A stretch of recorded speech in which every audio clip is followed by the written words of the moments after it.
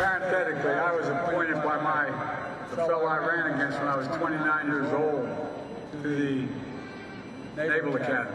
And I found out 2 days earlier they had a quarterback named Roger Staubach and a halfback named Joe Molino. I said, oh, I'm not going there.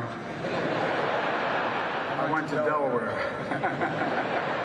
Well, this morning, President Biden is raising eyebrows over that West Point commencement speech where he once again recounted the unverified story about his so-called naval appointment. Our next guest also graduated West Point.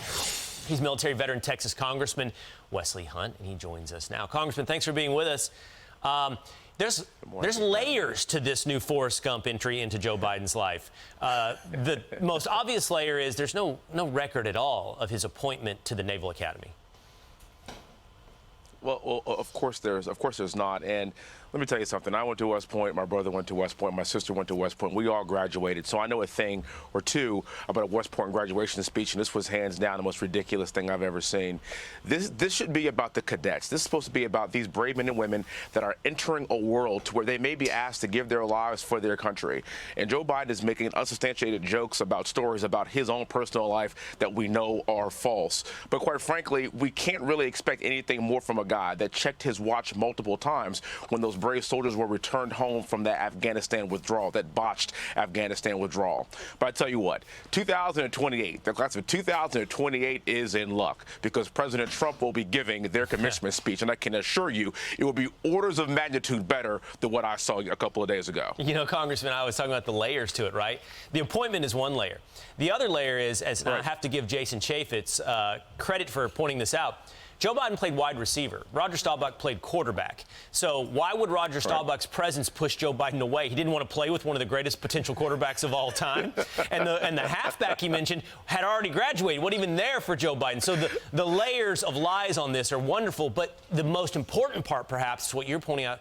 He's at the West Point telling people he could have gone to the Naval Academy and chosen the same life path they did, but nah, it wasn't perfect for him. He didn't, and also he needs to understand something, that the motto at West Point is beat Navy.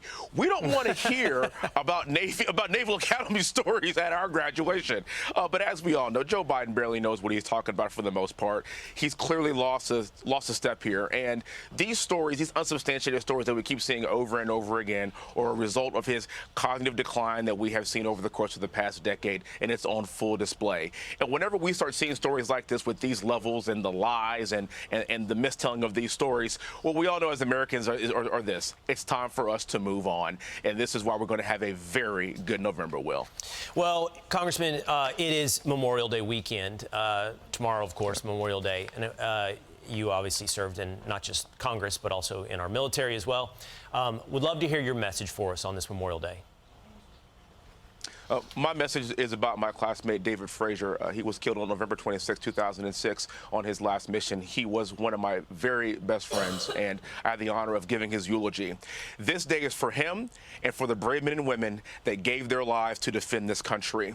And they gave their lives to defend this country so we could have a greater union in our future. That's what we fight for every single day. We have the honor of waking up in the morning and putting our feet on free, sovereign American soil and breathing free, sovereign American air because brave men and women like David were willing to die for it. This country remembers those people, and we shall never forget their sacrifice to the greatest country in the world. And that's what tomorrow means to me. That means a lot. That's beautiful. And I think it's important not just to understand Memorial Day in the abstract, but to listen to people like you and others who can share how it's actually personal as well, the individuals that have given what they've given for this country.